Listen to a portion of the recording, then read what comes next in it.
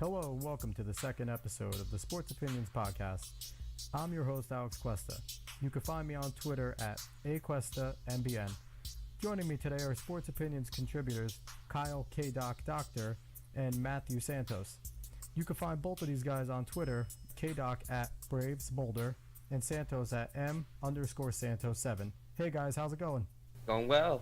Yeah, I'm doing all right. All right, just getting right into things. Today, we're going to cover the NBA Summer League, a little bit of NBA free agency, a couple different rule changes in the NBA, some MLB All-Star Weekend stuff, second half outlooks. We're going to touch on some soccer. So, getting right into things, we're going to talk about the NBA Summer League because everyone else is. I have no idea why people are talking about the Summer League so much. It's definitely getting more attention than it normally has. So my big question is, why do so many people care? Should we really care? K-Doc, what do you think? Should we actually care about the Summer League? I'm going to go with we don't need to care about it, but I don't think it's a bad thing. I couldn't care less. I've watched maybe a little bit of one Hawks Summer League game just because I heard so much about John Collins. I just wanted to see what's going on with him. Other than that, I just think it's fun to see the league being talked about. It's just good for the league, but I don't think anybody should really go into it like an actual game in October and November. Santos, do you have any sort of care at all for the NBA Summer League? Absolutely not. I think it's just the dumbest thing. I don't see the point in it. We don't cover other things like this. The preseason we cover like this, but this is for young stars. They don't fill the arenas. These are guys that might not make the roster. We don't cover the AAA. Like, the AAA is probably more competitive than the NBA Summer League. You see Alonzo Ball does it. He's just better than everyone else because these aren't NBA caliber players, and we make a big deal out of nothing. The reason we're hearing about this, and it's why we're annoyed about it, I mean, I'm not so much as Matt, of course, but it's just the culture of ESPN, and it's just terrible. It's just a terrible culture of ESPN, because I think what I saw last night was a tweet from ESPN differentiating the points per game and assists per game, rebounds per game for Lonzo in the different types of shoes he was wearing. And I'm actually happy you guys mentioned Lonzo Ball. Everyone know he's been tearing it up in the Summer League. Obviously, like Matt said, he's an NBA caliber player against a bunch of guys who are probably going to either be in Europe or in the G League all year. And you also have guys like Jason Tatum and Fox tearing it up because, again, they're great players. These guys are great rookies. They're probably all going to be in the Rookie of the Year contention. I know, Doc, you guys have a good player on your Atlanta Hawks who you love so much. Talk about him a little bit. Yeah, hello, other Hawks fans out there. I know you're not out there, so I'll just speak for the five of us that are out there. But yeah, John Collins has been gathering up a lot of hype just for the highlight dunks. I mean, he was just going all out on some guys. That's all I'm seeing from the Hawks feed. I mean, and to be honest, that's what's all going on for the Hawks in going into the season. That's all we can be excited about. All right. Honestly. And can we take a second right here? And everyone's been talking about the Sixers, how well they've done. Can we take a second to kind of poke fun at them again? Marco Fultz, number 1 pick, had an injury in his first Summer League game, keeping him out for the rest of the Summer League. Isn't this just the Sixers' luck? We go back to last year, Ben Simmons. 2 years ago, Okafor. 3 years ago, Joel Embiid. All of these guys suffering terrible injuries that have kept him out for an extended period of time. Now, Fultz is apparently going to be ready for the season, but what type of luck do the Sixers have? This is pretty ridiculous at this point. Well, first off, okay, you want to go first, Matt? Yeah, I'll go first. Well, I mean, if you're gonna tank, I guess the karma comes back around. And I don't think they really mind if they get hurt. I mean, maybe they root for it at this point. They get another first-round pick. Maybe he'll play next year. Who knows? And then they just go from there. They figured out the NBA. But Matt, they're talking about on ESPN that every game's going to be sold out. Well, I don't know about that. I mean, I haven't seen Simmons on the floor yet like that. And Fultz, you saw 2 Summer League games, but there's not much to make out of it. Now, what do we know about? Alex, What do we you know? don't have to ask me twice to make fun of a Philadelphia team. Oh, I know. And also, but You what do don't we have to ask know? anybody twice. What do we know about Ben Simmons? All I know about him is that he couldn't take an LSU team to the NCAA tournament. How is this Yeah, kid going to be a stud in the NBA? I know all the scouts say he has all the skills, but let's look at guys like Jimmer Fredette had a lot of skill. Adam Morrison had a lot of skill. Now, I don't compare Ben Simmons. I think he's better in both of those scrubs, but come on, we don't know anything about this kid. Well, the LSU thing is all about their coach. If that's in the discussion for another month, because we're not there yet for college basketball. But LSU, I don't blame on him, because Johnny Jones is just terrible and he can't do anything with talent. But I think it's a wait and see game with Ben. Definitely, just he has the skills, and he had that bad year. He was injured last year. It's just everybody wants to see what can happen. I know Philly is craving for him to be like the LeBron. They just want something to happen, and it's just a wait and see game.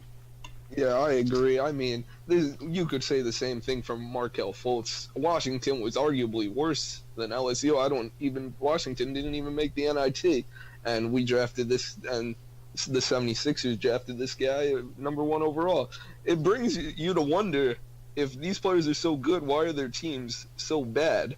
But maybe the NBA is changing. It's not like it used to be, where players can just single-handedly win titles. Now you need 2 or 3. You look at the teams being made now, and you wonder. I know players ever single-handedly won titles. Never. And also speaking of teams being made, moving on to free agency, week 2 was still pretty exciting. The big names were gone, but there was still some pretty good guys. One of those guys, Kentavious Caldwell-Pope. My Nets had high hopes that they could grab him, but he obviously went the other way, signing a 1-year, $23 million deal with the Los Angeles Lakers. On paper, the Lakers look like they're building a good team. They're definitely going to have to gel in reality and during the season, and I don't think they're quite a playoff team yet in that deep, deep West, but they're doing some good things there. What do you guys think about Caldwell-Pope over to the Lakers? I enjoy Caldwell-Pope. Caldwell-Pope, I think he's a good player. And I think he could really help bring that Laker team along. He's a young talent, and maybe this 1-year deal is a bridge for something in the future. I agree. I mean, he was very touted as like one of the only good stellar Georgia players that are since like Neek, and he has been awesome. I've watched a couple games when he played against the Hawks. He can be stellar at times. I think he's going to be a good fit to see for the Lakers going in the future, because they're almost there. They need maybe one more draft, another free agency. Everybody's talking about that, so he's going to be good for there. Speaking of the Hawks in UK, Doc, Dwayne Dedmon signs with the Hawks. I think he's a really good replacement for Howard, who was ousted. You're right. At this point in their career, he's a better rim defender. Howard was on the other side of posters a lot this year. And if Dedmon can develop any sort of offense, you get a nice player there, and he's young enough that he could still grow with the team. How do you feel about that move? I think it's a great move, because I know right now, I'm going to plug my own piece. I know it's coming out about the Hawks. I talked about the Hawks rebuild. My boy Travis, I think Schlenk, I think that's how he say it. He's got to start new, and just Dwayne's going to be there for the first 2. I'm looking at his stats right now from last year. He played in the most games, had the most minutes, and his percentage was highest in his career, and that's good. When you play the most games, you don't know if the percentage is going to go down because they're playing in more games, but for him, it went up. So that's kind of exciting. I think he's just a role player right now, because clearly the Hawks need to go 20 or more games under 500 this year. That transition where the Nets were, and they still are right now, because we don't know what's going to happen with the Nets, but that's where the Hawks are right now. They just need to start over after the fiasco the last 2 years. And yeah, look out for that. There's definitely going to be a piece. K-Doc wrote a great piece on the rebuild that the Hawks are about to go through. They have a great new GM, so take a look out for that. Moving on to a team that probably has to rebuild. Santos, your New York Knicks, trying to deal Melo any way they can. Thought it was a done deal for him to go to Houston. Now all the words is that deal is dead. Is he going to stay? Is he going to leave? We know that they're not good enough to win with Melo, especially with the team they have around them. My opinion, they should take the best deal that they can get. But if he does stay, they got to make him the focal point of any offense, drive his value up, and get him out of New York as quick as possible. What do you think, Santos?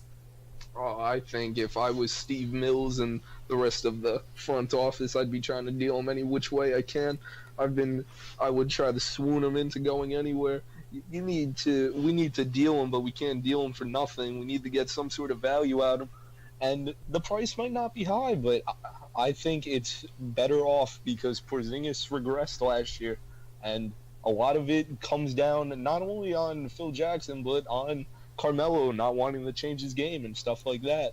And we just have to get away from the old and bring in the new with Frank and Porzingis. And something I just thought of, Santos, do you think if Anthony stays, we saw Tim Hardaway Jr., he got that big deal. People are going to say whatever they want about the deal. But like you said, that's the current state of the NBA. We overpay. They said that Hardaway needs to get better at shooting, and I know Doc knows a lot about Hardaway from last season with his Hawks. He needs to get better at shooting. He needs to get a little bit better at everything. Will having Melo there eating up shots cut into the development of Hardaway and letting him become a better player?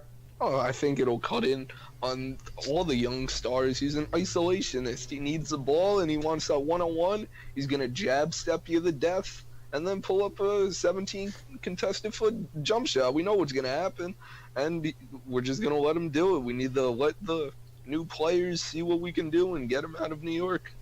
So if I can add on, just talk about Tim Hardaway. And the good thing for the Knicks is you'll like this, Santos. He came off the best year so far. It's by far the best year. His shooting percentage was at is 25 points higher than his best year. His 2-point percentage was the same, but 3 points much better. I mean, it wasn't from like the first year of the Knicks. It looks like it was his best, but it's almost back to that level. And I think the Knicks are getting something they can really use right now. And he's at the best stage of his career. He's only 24 years old. I want to see what he could develop into. And just for a quick point, me, K-Doc, and Santos have known each other for a real long time now. That might be the nicest thing I've ever heard K-Doc say to Santos in regards to sports. So this moment probably needs to be marked down on the calendar. He told me to be nice on the first show. All right, so move on. Just going to do some quick things. NBA rule changes they came down with. The trade deadline was moved to February 8th. It's now before the All-Star break. It's traditionally been after the All-Star break. And the NBA preseason got shortened. This season's going to start on October 17th. Started 10 days later last year on October 27th. They moved the trade deadline up because they wanted to make borderline playoff teams make quicker decisions, see bigger deals. And the preseason shortening added more days off, less back-to-backs. My big question to both of you, will either of these rules really make a difference in the NBA? First off, I am all for the preseason. I'm all for that. Because I think that's something that I think everybody's been egging on the NFL to do, to go from 4 to 2 games. And I feel like that's just something else. I know it's specifically for the NFL, but I think it's a good thing for the NBA. We don't need them out there too long. We don't want to. I mean, you see the Sixers are going to injure like their entire starting lineup if we have a preseason too long. And for the trade deadline, entirely against. I always felt like coming off of the All-Star break, and I've seen it also. It's just fun right now in the MLB too. It's always been fun to see it after the All-Star break, coming off of that, to see things happen and something to talk about during the break. Santos, what do you think about it? My thoughts are the preseason, I don't think it's going to change much. It's not that much earlier to really make a difference. The NBA players are still going to complain about being tired when we get down to it. But Santos, the rest days, they need the rest days, Santos. It's 82 games. You play 32 minutes a night, relax. Now LeBron's going to play like 50 games. But I don't like the trade deadline move. Why do that? Wouldn't you want? This also is unbalancing the talent. If you're forcing these borderline teams to decide if they should sell or not, and it's just bringing the talent to these better teams and building more of these super teams. I feel like. And how crazy is that going to be if an All-Star gets traded literally right before the All-Star game, and now they're going from this team that they were on, and the first time we're going to see them in their new jersey is in the All-Star game. That's going to be insane. Yeah, I'm not a fan of it, but I'm still willing to listen to the opposing arguments. Well, you won't find it here. Yeah, not at all. Yeah. All right, so I'm all NBA'd out for today. We're going to move on to Major League Baseball, and they actually had a pretty darn good All-Star weekend. They had the Derby, they had the All-Star game. This Derby was one of the most anticipated derbies, and for the most part, it didn't disappoint. Aaron Judge, Giancarlo Stanton were the big draws. They were the two that were supposed to face off. There was some controversy regarding Sanchez being in it. I touched on that in the last podcast. He knocked out Stanton and showed he belonged there, paved the way for Judge to get a win. I thought that the Derby was pretty exciting. The first round was awesome. But Santos, you commented on this when we talked before. 4 minutes is way too long for each round. All players not named Aaron Judge were absolutely beat by the second round. So what did you guys think of the home run derby specifically? I thought it was fun, but I still think it needs some changes in order for it to be optimized. Yeah, I agree. I think when more changes are necessary, you see guys, you saw it on Miguel Santos' face. He's a big guy. He was tired by the end of it, and he's going up against a stud in Aaron Judge. I mean, I don't think anyone has a chance, but 4 minutes of hitting balls out of the park, and we're at least trying. After the first 3 minutes, not a lot of home runs were hit. So a change needs to be made. Maybe make it 3 minutes. Maybe do something with the bonus time, or maybe the timeouts. But all in all, it was a good home run derby. I'm honest here, I never thought about that until you brought it up just now, Alex and Santos. I really never thought about the time limit, but now that I actually think about it, I agree. I think we could shorten it by maybe a minute, but over the Derby was extremely fun. I don't remember a Derby being that exciting. And we all knew that coming in, basically because they're on pace to break the home run record as a whole league from the year 2000. That's heart of the steroid era. And in 2017, they're going to break that record, shatter it. And that's crazy. I think one thing they could do, I think 4 minutes for the first round is good. A lot of guys are hyped up. Then drop it down to 3, and then the final round, just make it 2 minutes. I feel like even if you're exhausted, these guys will just swing super hard for 2 minutes. They could tough it out. I think that would probably be a good way. 4-3-2. What do you guys think? Quick answer, yes or no. Doc, what do you think? Of that, it probably would be good. I think it will be how it is. I mean, it's good. You're seeing these guys tire right now. I think it would be a good change. Santos? Yeah, I agree. All right, now going on to the All-Star game. Doc, you were talking about how good we've been hitting. This All-Star game didn't show anything like the stats that you showed. It was essentially a pitcher's duel. There were a good amount of hits, but nothing really came from it run-wise. The AL beat the NL 2-1 on a Robbie Cano run in the 10th inning. Yeah, we had extra inning baseball in an All-Star game. I really enjoyed it. That to me is good baseball. Pitchers throwing, locating, really trying to outsmart the hitters and succeeding in it. And my biggest thing that I took away from this is each and every single guy, every pitcher out there, they played hard and there was nothing on the line. It was an exhibition. I really enjoyed the game. What did you guys think? Doc, how did you like the All-Star game? Well, first off, since you said exhibition, hallelujah, that rule with the home field advantage is gone.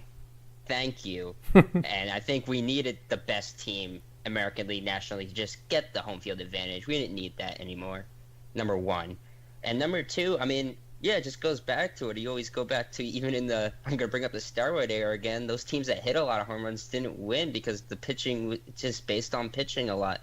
And it shows how awesome some of these pitchers are, especially the late relievers. I mean, seeing Andrew Miller, I mean, Kimmer blew it yesterday, but he's awesome. Kenley Jansen, a lot of these guys out there, it's just the starters too. You know, your typical Kershaws, your Klubers, all those guys out there. And it just provides for how awesome both sides of the ball are. And I'm glad it was a great pitching matchup. Great game.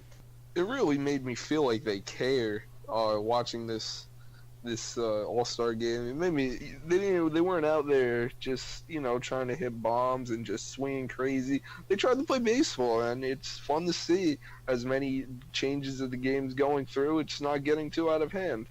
The MLB All-Star Game is one of the best All-Star games. It's up there with the Hockey All-Star Game, which I think is fantastic. And they're significantly better in the jokes that the NFL and the NBA put on. So kudos to Major League Baseball. Kudos to the players, as Matt said. These guys cared. It was an exhibition, but they tried. No one was there just kind of laughing it off. This was a game everyone there wanted to win. Now we're going to touch on how the Yankees players that were in it, the Mets player, and the Braves player that was in it. Go over Yankees. Judge and Sanchez, they combined 0 for 5. Tough night for hitters. Betances had 1 inning, kind of shaky. He didn't allow a run. He had let 2 walks go and had 2 strikeouts. Severino didn't pitch. The Mets had Conforto. He went 1 for 2. Actually not bad on a night that the pitchers were ruling. And for the Braves, Inciarte was 0 for 2. Overall, guys, did you think that the players showed out okay for all of those respective teams, or were you disappointed with what you saw? Oh, well, I wasn't disappointed. I mean, it's an all-star game. It really doesn't matter. They're trying to have fun. I mean, it's probably overwhelming. You look next to you and you're on a team with Andrew Miller and in Cody Bellinger's playing with Charlie Blackmon and stuff like that, and you're just looking around next to all these studs that you grew up watching, and you get a little hung up maybe with Judge and Sanchez and the rest of them. So you know what? It can be overwhelming at times, but it doesn't matter. It's the stats don't contribute. Yeah, I'm with Matt. I really didn't care if anybody did good or bad, 'cause it's not going to say, oh, if he got 0 for 2 when he struck out both times. Like, come on, he's pitching. Who's pitching? Probably Kershaw probably struck him out twice. It's like, is that a bad thing? And how I thought about Inciarte is in his at bats. I think one was against Miller in the extra innings, I think, and he hit the ball hard both times. It was kind of cool to see how hot he is right now in general. He has a batting average over 300. He did well, but again, like Matt, it just really doesn't matter. And I'll make a comment for the Mets since we don't have a Mets fan amongst us. Michael Conforto was there. He's the only hit out of the guys that we talked about. He went 1 for 2. But in my eyes, I don't think he's the all-star of that Mets team. He had a hot start, but Jay Bruce has been the cog that makes that wheel turn, especially when Cespedes was out. I think Jay Bruce was robbed of an all-star bid, but Michael Conforto did get a hit, did show out for the Mets decently, and I thought it was kind of interesting. All of these amazing pitchers for the Mets, none of them were there. I found that a little funny. Well, they're all on the DL. Yeah, I mean, if there was a DL All-Star game, you've had about 7 Mets on there. Oh, Jesus. I mean, no, what are you going to talk about? I mean, you can't blame any of them for not being the All-Star game when you have a team that mismanages their players like the Mets do. What do they have? Harvey, go throw a simulated game and not tell him that day that he was going to pitch the next day, and then he gets beat up by the Braves? That's a joke. Yeah, I wouldn't want to get Mets fans started about their whole entire situation with how they manage injuries. And moving on, we're going to talk about the MLB second half, and I can't talk about that without talking about what Cody Bellinger did last night. Santos, you mentioned him. He hits for the cycle last night. That is just unbelievable. First rookie in Dodgers history to do it. I don't know if there's been another rookie. There probably is one in history. It probably goes way back, but this kid is something special. You have a kid on the West Coast like Cody Bellinger hitting the ball out of the park left and right, playing good baseball. You have Aaron Judge on the East Coast playing really good baseball, both rookies. Is the MLB better when 2 storied franchises like the Dodgers and the Yankees both have players that could be the face of baseball? What do you think, Santos, since you're a Yankees fan? Oh, I think it couldn't get any better. You have the team that the Dodgers lead every statistic when it comes to attendance by a large margin, so you couldn't do better with them having a young stud. And then you're in New York, you're in the most storied franchise in all of sports with the Yankees. I mean, you really can't get it any bigger than that. I think the MLB is very happy. Doc, what do you think, considering you're a Braves fan and this kind of, you kind of hate the Yankees, I know that. So what do you think? Is this better for the league as a whole, or as a Braves fan, do you kind of not care about either of these guys? Yeah, trust me. We're going to get the bias out right here. Trust me. We'll talk about the Yankees a lot. You won't see that from the Dodgers. You go on Twitter a lot, especially when we're playing them. Braves country, we hate them, especially when Puig was getting all marketed, when he was doing his little Nancy boy stuff out there. Yeah, they're annoying. I mean, but we don't like them, but not as much as some other teams. But now getting the glasses off, the goggles off, I really think that the league, which everybody's been criticizing for not marketing their superstars as much, especially with how the NBA and the NFL are doing it, it's good. It's really good for them to see Aaron Judge just on these billboards everywhere on TV, and especially Bellinger in those big cities. I mean, it's really good for the MLB to have those guys up there, especially when they're on the good teams.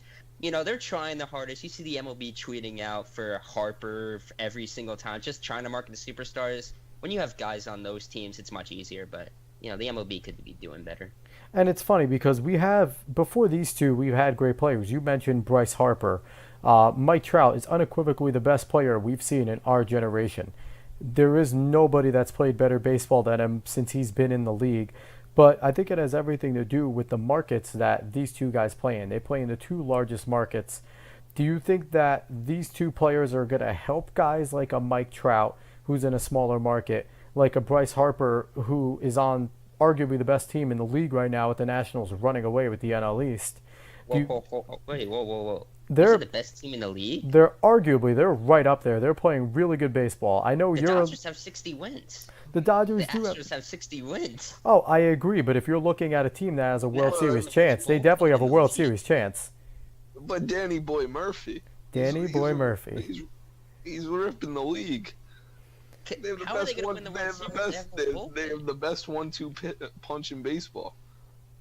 And here we go. Doc has his NL East fire going. I'm allowed to do this, right? We're allowed to do this? Oh, you're definitely. This is your forte. I'm telling you, if it came down, are you gonna trust Strasburg and Scherzer, or are you gonna trust Kershaw and who? Kenta Maeda? Who am I missing? So it's not gonna be. It worked last year when they beat them in 5 games. Oh, come on.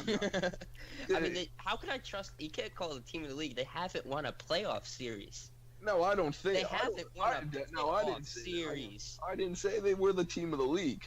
I said they're one of. I said they're one of the best here. teams in the league. Go after Santos, Alex. All right, so on that note, we'll move on to some of the other things we're looking at in the second half.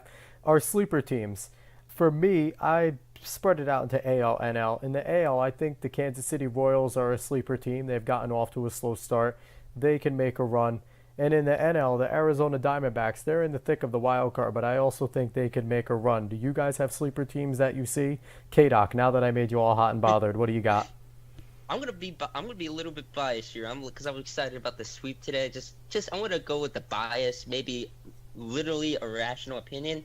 I'm going to call for the double collapse of the National League wild card. Oh, Both boy. teams, the Rockies and the Diamondbacks. Diamondbacks right now are on a 5-game losing streak going back before the All-Star break. The Rockies finally won against the Mets. I mean, the Mets. They just pulled off a win. And the Cubs are hot, too. The Cubs are finally realizing they got Quintana, who he had 12 strikeouts today. Yeah, he had 12 strikeouts. And I think both teams, the Braves, are finally at 100. I'm going to be a little biased, saying maybe they have a chance to get hot. And I feel like my wild prediction is a Braves-Cubs wild card game, since we're going to put it out there for that. Oh, you're a little early on that. I was asking for your sleepers, but we'll go with that. Oh, my sleepers? Those are I think that kind of answers your question. That kind of does, yeah. All right, so Santos, what do you got? I think maybe the Rays a little bit. I think they're not going to go far, but I think they're a team that nobody's talking about. All right, and what do you got, Santos? Who do you have as your sleepers? My AL sleeper is the Mariners. Most of their rotation, 4 out of their 5 starters were hurt for many games in the first half of the season, and now they're all coming back healthy. Felix Hernandez have a little bit of a problem with his ERA, but he's the king. He's going to get it together. Now they have a great hitting team. They have an absolutely great hitting team with Nelson Cruz and Robbie Cano at the heart of that lineup. I just don't think their 46 and 47 record is fair. This is a team that's with on-base percentage that's number 7 in the league of 332, and if you get guys on base, you're going to score runs. So I'd watch out for the Mariners. And for my National League, I guess it's not much of a sleep. Can I say the Brewers? I mean, no one expects them. Oh yeah, nobody's talking about them. They're That's in not first fair. place. But I'm going to use sleeper in more of a term that they could shock you. I don't know if I want to play the Brewers. Miller Park, it's a big advantage. And you know what? The Brewers, they're a good team. They get outs. They had an all-star closer. You know, you never know with the Brewers. They're not that bad. One thing, Alex, before we move on. Go ahead. Because you brought up the Central with the Royals. Mm-hmm. I think I was watching the documentary on the Indians teams that lost every year in the 90s. you know. But they were talking 97 was one of the years they references, and it was about the Indians winning 86 games. They sucked all year, but they still won the league because of how bad the division was. That kind of reminds me of this year. I think everybody's just sticking around 500. I know they're 5 games over with their lead, maybe 6. I didn't check the scores today. But I feel like the Indians are just going to be the best out of the ANT division. I think the Indians are going to pick it up and win that. And now we're going to move on. Teams that have been overperforming and that are going to go down in the second half. I'm happy you mentioned the Brewers, Santos. They're my team right now that I think, yeah, they're sitting in first place, but they're a really young team. I don't think they're going to fall so far. I do think that they're going to end up coming a little bit back down to earth. And my American League team, my Yankees, they are still playing out of their minds. They've had 2 great pitching performances coming back from the All-Star break. But again, I don't know if this pitching is going to last. Their starting pitching is their Achilles heel. Who is going to take Pineda's spot? Is Masahiro Tanaka even a viable starter right now in the league? So those are my 2 teams that have been well overperforming and have a good chance of coming back down to earth. Doc, who are your 2 teams that have overperformed? Actually, go to Matt for this. I want to hear what he says about you saying the Yankees. Oh, I think my overperforming team for the AL is the Rays. They have a stud in Corey Dickerson. After that, Evan Longoria is old. He's not that good. He's still a good player, but he's not what he used to be. This Rays team, they have good pieces, but they shouldn't be in the. They're not that good. They're not. I personally don't think they'll be a wild card team when it comes October. And for the National League, I would go with the Rockies. I mean, I just don't trust them. They play at a high altitude. You could say their stats are a little bit misleading, but they're just not a team with the starting pitching. It's still coming along. It's just you can't win without pitching. The closer, good, needs work. The bullpen, it's just not a good pitching team in a pitching league. So, when it gets down to it, they have to play the Diamondbacks and the Dodgers. They don't have those free wins. And when it comes September, those games are going to matter. And I'm not sure that they're better than either one of those teams. I'm going to have to agree with Matt. I was going to go definitely with the Rockies. I already called them on collapsing, but unlike the Diamondbacks, they truly are, and you saw that before the break and with that series against the Mets. And I'm looking at the same thing Matt is with Baseball Reference. Freeland's the only guy with an ERA under 4, which is very concerning. Yeah, they got Holland with the 1.62, but yeah, you're playing teams like the Dodgers and the Diamondbacks. I was radical for calling out the Diamondbacks, but the Rockies are the reasonable team that might just not make it to the postseason. They're very much overperformed that first half of the year, and I just don't think they can keep it up. The American League, I don't want to say the Yankees because we're already starting to see their cracks, but I'm just going to call it out anyway. I know they didn't close it very well, but I wrote back at the beginning of the year predicting how awesome the Braves and the Yankees farm system was. You can go check that out too. That's 2 plugs in one podcast. Oh yeah. But the Yankees, they got to get their guys up. I don't think they should go crazy at the deadline unless they want Matt Adams. They can take Matt Adams, give us something cool. But no, I think the Yankees, it's still a year out, and I just think that they very much overperformed. All right, and coming on the other side, teams that have underperformed. I think Matt mentioned the Indians and Doc mentioned the Indians and how that division is just kind of sitting there. I think the Indians still have good pitching, and I really feel that they're going to start to pick it up and get back to their World Series caliber of play. Speaking of World Series, in the NL, the Cubbies. That Cubs team is still a really, really good team. That lineup is one of the best in the league. So I think that they're both going to pick it up and get back to a high level. Don't know if it's going to be enough to drive either of them back to World Series, but it's going to be fun to watch. Who do you guys have as your teams that underperform that are going to do better? This is boring. I'm going to agree with you. I mean, there's not much to go into. Definitely the Cubs. I mean, Schwarber really surprised everybody to see him just fall off like he did, having a batting average under 200, going back down to Iowa. And they can't find really a trade. Surprised. They can't find a trade for him. Nobody wants him right now. That was surprising very much, but I really can't play a position. That's his problem. Yeah, the Cubs are finally getting it on, and a series to watch if you're just looking for some good baseball over the next couple of days, and you want to see two hot teams. Yeah, I'm gonna plug my own Braves again. Yeah, you're gonna want to watch that Cubs and Braves series. The Braves just swept the wild card team, and the Cubs are back again. It's gonna see. I think it's really gonna set the tone for either team going forward, since the Cubs are 5.5 games out and the Braves are 6, and it's gonna set the tone. And of course, the American League, the Indians. I thought they were going to be much better. I think they will be much better. For the NL, my underperforming team is the Mets. But the difference is I don't think they're going to pick it up. I just think that this lineup, just the output that you're getting from them just isn't very good. So the team that I think will pick it up and do well in the second half, I would have to go with the Cubs. And then for the American League, thinking the Indians and the Mariners, both teams that I think are just underperforming. I think they're better than their records are, and it wouldn't be a surprise if I saw both of them in October. So note to self, that was really boring, and next year we have to be a lot better when we talk about that. But no, it's not our fault. It's the league. Yeah, no, performing. they were the obvious picks. I was just kidding around right there. Going on, we're going to talk about the outlook for some of our local teams, and Doc with your favorite team. I'm going to take the lead on the Mets since I'm the only one that actually maybe cares about the Mets because I have some family ties. My brother-in-law, my father-in-law, they like the Mets, so I do follow them. Second half outlook is really going to depend on whether or not they're sellers or if they try and right the ship. They have pretty much no shot at the division, and they really have to get on some real good win streaks for the wild card. But I also don't see Sandy making too many moves because he loves his pitchers. So I think the Mets are in a tough outlook for the second half. Their hitting is slowly coming around. Jay Bruce is still hitting well. They have Cespedes back, who actually just got hurt again. So that could be an issue. Conforto slowed down. They're in a tough spot. I think the Mets could pick it up. They could at best play 500 baseball the rest of the way. But my hope for Mets fans, I think they want to see this. I think the Mets need to be sellers.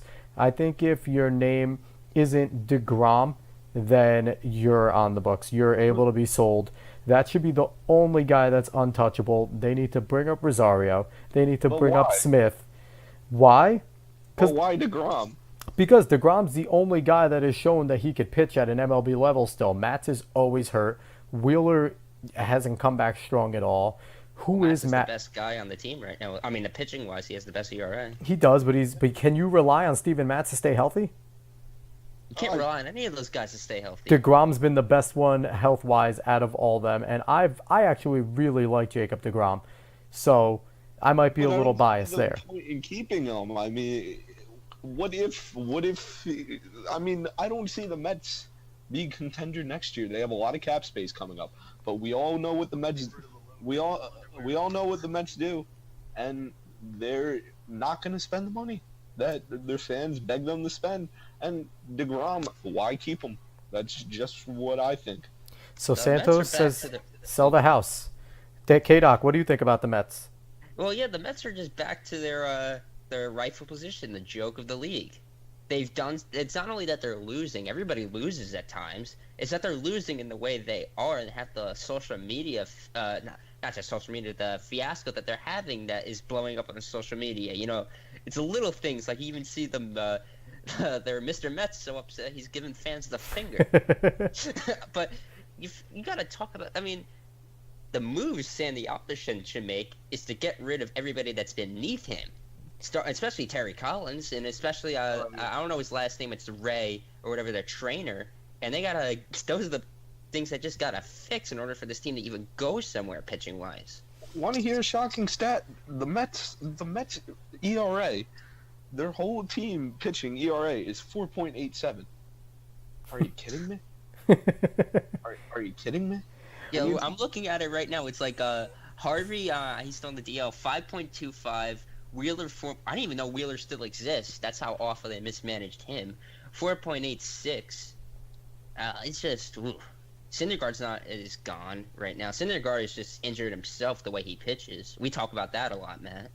Yeah, I mean, it's just the Mets. I don't see them going anywhere quickly.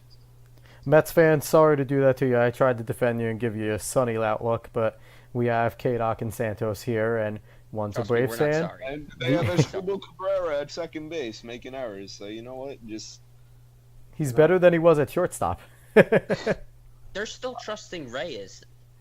That's another joke. I don't know why they don't bring up Rosario. You know, the whole thing's a joke. Rosario, and they also have Duncan Smith sitting there at first. And if you're listening, Sandy, trade the Yankees Duda. We need him. And We don't want Duda. I would love Lucas Duda on that short porch. Are you out of can your take mind, Matt Matt? Adams. For We a don't year? want him. Why do we? We don't need that. I don't want Lucas Duda. You want Choi to sit there and keep playing? Yeah, he could hit home runs too. Tell me, what is Lucas Duda? Lucas Duda isn't that good of a fielder, and he's not much of a step up with batting. Oh, I think What's the point of giving up anything? I mean, we could give up Choi had a a great bag of day potato today. chips. Yeah, but I don't want any trade with the Mets. And speaking of the Yankees, Matt, what is your It's that way. second half outlook for the Yankees? I think we're going to see a lot of 500 ball. I'm not sure if they're going to get it together. I'd like to think their stats suggest they should have a better record than they do. And if they could keep up the stats, then there's no reason they shouldn't be a playoff team. But right now, with the injury to Pineda, they don't even know who's going to start tomorrow.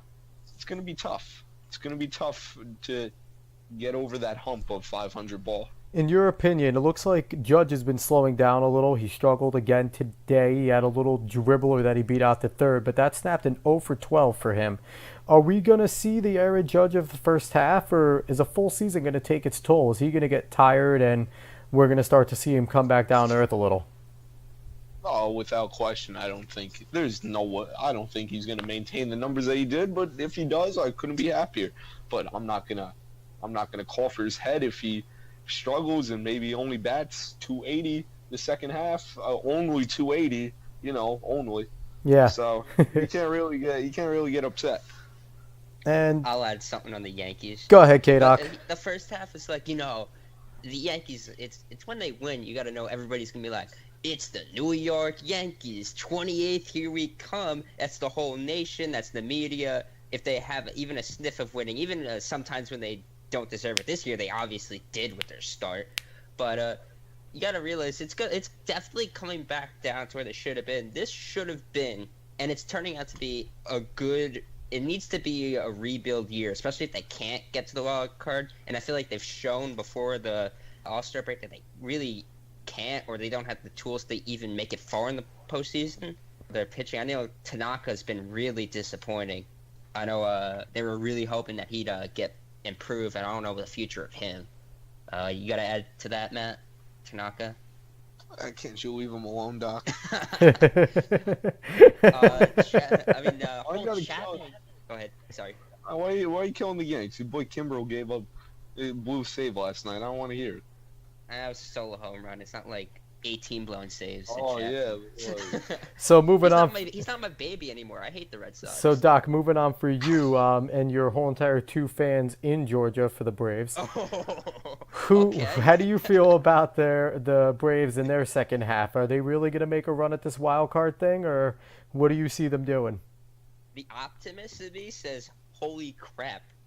Am I allowed to say crap?" You could say crap. Okay, I forgot. I'm so sorry.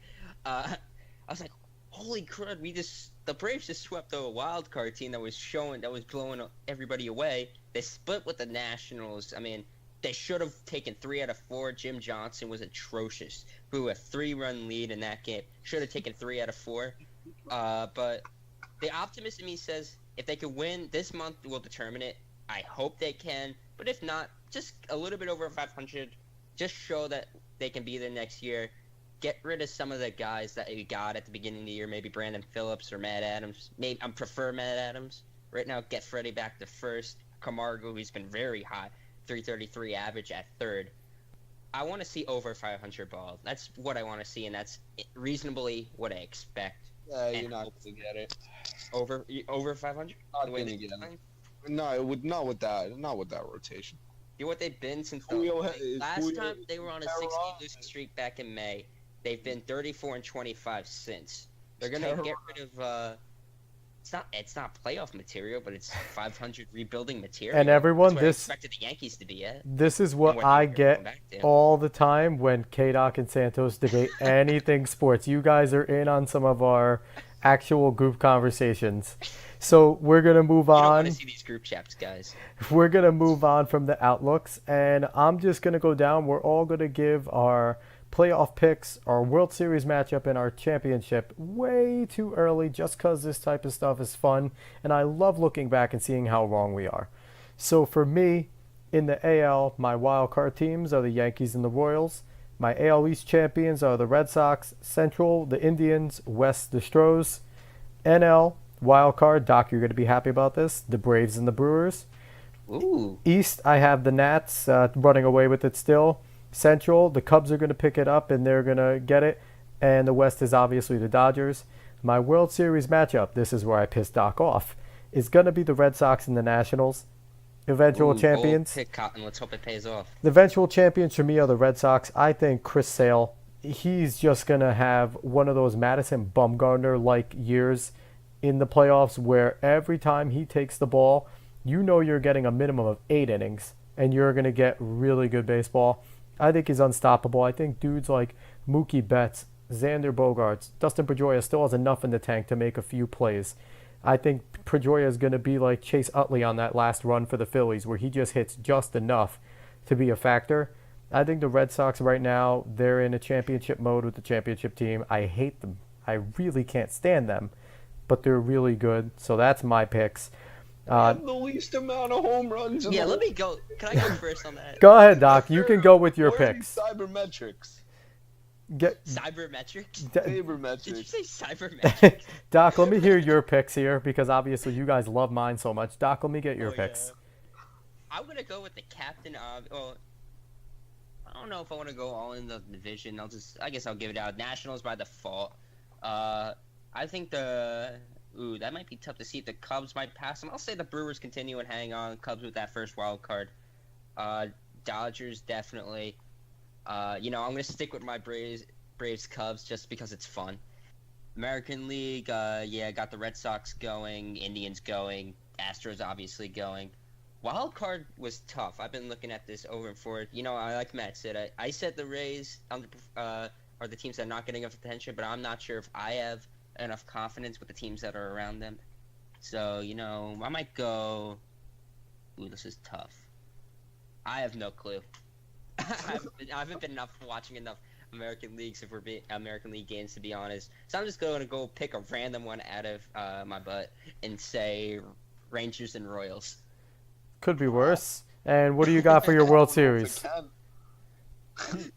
Yeah, why not? I said random. And the World Series, I'm going to go with the obvious pick because I feel like it's been a while since we've seen two teams be really good like they have. I want it to happen.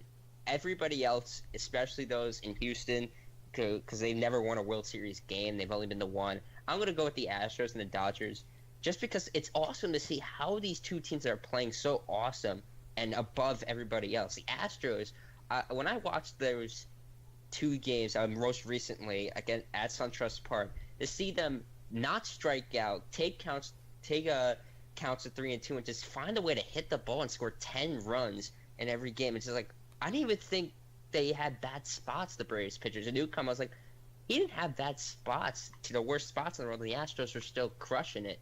So I'm gonna go. I hope for that World Series, and I want it. Nationals, of course, are gonna lose in the Division Series because that's just what they love to do in Washington and D.C. Go to the playoffs and then not show up. And who wins? I'm gonna be biased. I don't like the Dodgers that much. Just because I don't like them, I want the Astros to win. I think they have it. I think that lineup is just crazy. I hope the pitching holds up. I think they might go 6 because they'll lose both games to Kershaw. But I think Astros in 6. And there you go, Houston. Now over to you, Santos. What do you got? Oh, all right. I'll start in the National League. In the National League, the NL East, it's the Nationals. The NL Central, I have the Brewers. And the NL West, I have the Dodgers. For the two wildcard teams, the first wildcard team will be the Diamondbacks. And the second wildcard team will be the Cubs. In the American League, we're going to have the Red Sox from the AL East. We'll have the Indians from the AL Central and the Astros from the AL West. For my wildcard teams, I'm going to go Yankees with the first wildcard and Mariners with the second wildcard. You like the Mariners a lot. Yeah, you do. And I who's do. I don't think I've seen anybody this year on Twitter or anything just have faith in the Mariners, and I mean it's just their history. And I just haven't seen to get it together since Canoa's got there. It's just. Can you just say it again? What sets this team apart? It's just I love their rotation. I think they have 5 good pitchers going every night. They have arguably 2 aces. You have James Patton pitching one night, who has an outstanding ERA. I'm pretty sure it is under I'm pretty sure it's under 250. I'm not certain on that. He strikes out 7 batters a game, 8 batters a game, and then you have Felix. If Felix figures it out, you have the. I just feel like there's too much talent on this team, and there's just their team gets on base. They don't have a problem with scoring runs. I just don't see why this team can't make a run. They have the pitching. I mean, there's question in the bullpen, but Fernando Rodney has been outstanding this season, and no one has said a thing. Oh, and my World Series matchup, the Cleveland Indians and the Dodgers, and I have the Dodgers winning in 7. Yeah, I'm gonna go. You don't see them beating Kershaw at all. Like I don't see anybody beating Kershaw in the World Series. I'm high on the Dodgers. I think they score a lot of runs. They have a good manager in Dave Roberts. They're having a good year. I've learned to be wary of playoff Kershaw. So, yeah, I would see people beating him because in the playoffs, for some reason, Clayton Kershaw isn't Clayton Kershaw in the playoffs. You got to think he's going to get it all together eventually. Maybe this year's the year, maybe not. And speaking of getting it together, Gold Cup, USA Soccer. Is this the year? Is this the coach? Is this the youth movement and the team that we can finally see U.S. Soccer take a step into becoming one of the more legitimate countries? They've been playing rather well in the Gold Cup. They've been playing really well under Bruce Arena. 6 wins, 0 losses, 5 ties since he took over the team. With these Gold Cup games, we've seen a lot of youth. What do you, Santos, you being our soccer guy, you're not the biggest fan of U.S. soccer. You prefer Portugal, but do you see this as a better sign of what's to come with all the youth and how they've been playing? I mean, yeah, it's exciting to see all these young players, but I'm not really seeing. I'm not impressed. I mean, honestly, I'm most impressed by Dom Dwyer, and he isn't youth. He's just a new face who recently acquired U.S. citizenship and is eligible to play for the U.S. and he's been a wonderful addition. And I think the main problem with this U.S. national team, there's no difference between the starting 11 and the bench players, and there's no like drop off. They're an even team, but they're an even team of just average players. And sure, Pulisic, he has a lot of potential, but you can't expect a kid to do it on his own. He's out there with Michael Bradley, who's not impressive. We still hold on to Josie Altidore. We're holding on to players that we hype up just because we don't have anything else that just aren't that good. You can't play in the MLS and expect to win a World Cup. Okay. Hey, Matt, or Santos, as we're calling him. How would you describe this team to me, the traditional American who hasn't watched a lick of soccer recently or friendlies? How would you to get me excited about the World Cup? I mean, I wouldn't talk about the U.S. I mean, they might not lose every game, but this U.S. team isn't going to win a World Cup. I'm not going to lie to you and say that I don't think they'll even make it to the quarterfinals, to be fair. I'm just not impressed. And speaking... Be like the rest of New Jersey. Go Germany. Speaking of some changes that they made and some of the guys that Matt mentioned, in somewhat a surprise, Bruce Arena decided to drop down Dwyer, Rowe, who have been the 2 best players so far in the Gold Cup. Awful. Keeper Guzan Hamid Johnson and Alexandro Bedoya, and bring up some old faces in Quint Dempsey, Michael Bradley, Josie Altidore, Darlington Nagbe, Tim Howard, and Jose Gonzalez. Now, Matt was just talking about how we hold on to old players, and this is a perfect example. Since Dempsey has come on, he's been praised as one of the better players. Me and Matt both talked about this. He's not the greatest thing since sliced bread. He's a decent player on the world stage, but he's not what everyone makes him out to be. Josie Altidore doesn't deserve to be on the pitch. Michael Bradley is serviceable at best, if you want to say that. The only guy that I get excited for is seeing Darlington Nagbe up. So I know Matt already expressed his feelings. Matt, touch a little bit on Darlington Nagbe. I wouldn't even bother with the rest. Touch a little bit on Darlington Nagbe and what you like about him. He's a good box. He could play center mid. He could also play out in the wing. He has a great engine. He has a real vision. And just, I feel like he really just opens up the field when the ball's at his feet. And he's a good holding midfielder, or even he's a good right mid. And you know what? He has the pedigree to play for this U.S. national team. And he should be someone that you expect to see in the lineup. Now, do I think Arena's going to do that? Probably not. Because I do sense a little fear out with the old and in with the new with him. He's afraid of that. A little bit like Klinsmann was, clinging on to these older players. So we'll see what happens, but Nagbe is a step in the right direction. K-Doc, are you interested at all in what the U.S. team is doing, how they're playing? Does any of this affect you at all? Yes, my entire life. I can't live out without hearing my soccer news. No, but I just don't have the knowledge really too much. I mean, I'm starting to get in the MLS in general, which I know is when I talk to people, it's just not even close to it how good football soccer really is. You know, Atlanta finally got a team I can jump on, but you know, I really don't know. I'm just glad Jurgen Durgen's gone. And for me, this is part of the problem. Like me and Matt's a mega soccer fan. He loves the sport. He eats, sleeps, and breathes it. I really enjoyed the sport. I grew up playing it. I don't follow it as closely as Matt, but I also love the sport. So it's tough. We don't have that fervor for this sport in America that we have for sports like baseball, basketball, football. All right. So there you guys have it. Thank you for listening to the second episode of the Sports Opinions podcast. Again, I want to thank our contributors, K-Doc and Santos, for coming on. You can catch K-Doc on Twitter at BravesMolder and Santos on Twitter at M_Santos7. I'm your host, Alex Cuesta. You can find me on Twitter at AQuestaNBN. Again, thank you for listening and have a good one.